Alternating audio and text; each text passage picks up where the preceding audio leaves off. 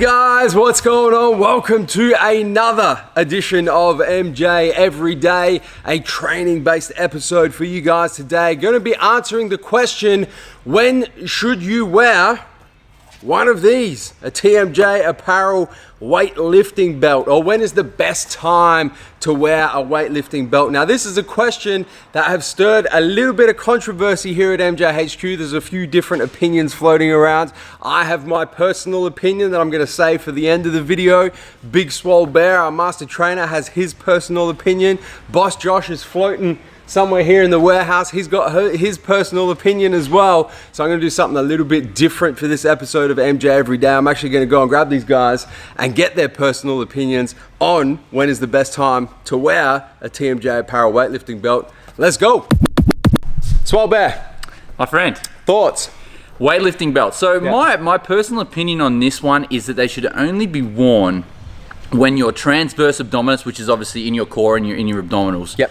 It's like a corset that holds everything together. Yep. The only time you should wear a training belt is when you are going to overload or put extra stress on that particular muscle. Okay? Because if that muscle is actually overloaded, it means you're not going to be as stable in an exercise, and therefore the risk of injury obviously goes up. So you're looking at exercises like squats. Yeah. Heavy movements like barbell rows, things like that. Even some sort of rowing movements, potentially cable rows, for example, where you are having a lot of stress through that core. So apart from that, heavy compound type lifts, where there's overload through the transverse abdominis, through the core. That's where. So for you, it's more of like a stabilization / injury prevention type thing. That's all it is, man. Okay, cool. Let's go. Let's find Boss Josh. Boss Josh. Yeah, man. Your thoughts, mate? On the question of best time to wear a weightlifting belt, a TMJ apparel weightlifting belt, as a matter of fact. Of course. I guess I'm going to go with a different approach, definitely a very different approach to what Swole's going to go with, and I'm going to say when isn't a good time to wear a belt. Oh, he flipped it on his head. When shouldn't you wear a belt? Because in my mind, with the exception of one condition of people that wear the belt 24/7, because if you want to wear a belt 24/7 for every set, from the minute you walk in the gym, pop that thing on, wear it to the end of the session, wear it for your cardio, wear it for whatever. Wear it for your ab workouts. Yeah, wear it for your ab workouts, exactly. Yeah. That's when you're going to be causing so much a negative impact on your transverse abdominis strength. You're going to start relying on the belt. Exactly, and that's what they always tell you, be careful of your body relying on a belt if you use it too much, which is completely true, which can definitely happen. But on the question of, when's the right time to use it, well, if you want to use it for bicep curls so you can curl an extra 2 kilos heavier because you feel stronger through your core, you can stand stronger, you can curl 2 kilos heavier, that's going to improve you in your bicep growth. Curling 2 kilos heavier, or rowing an extra plate on the barbell, or something like that. So there's no real, in my opinion, wrong time to wear it. Sure, you might look like a knobhead wearing a belt, doing bicep curls, or doing shoulder press, or lateral raises, but I don't see an issue with wearing it unless you're going to be wearing it 24/7, which is obviously going to weaken your transverse abdominis. But you could obviously then train that separately. And to strengthen it. Yeah. So you're saying pretty much wear it whenever the fuck you want. Exactly. All the time. Exactly. For everything. Yep. And just embrace the TMJ apparel weightlifting belt. Yeah. Hell yeah.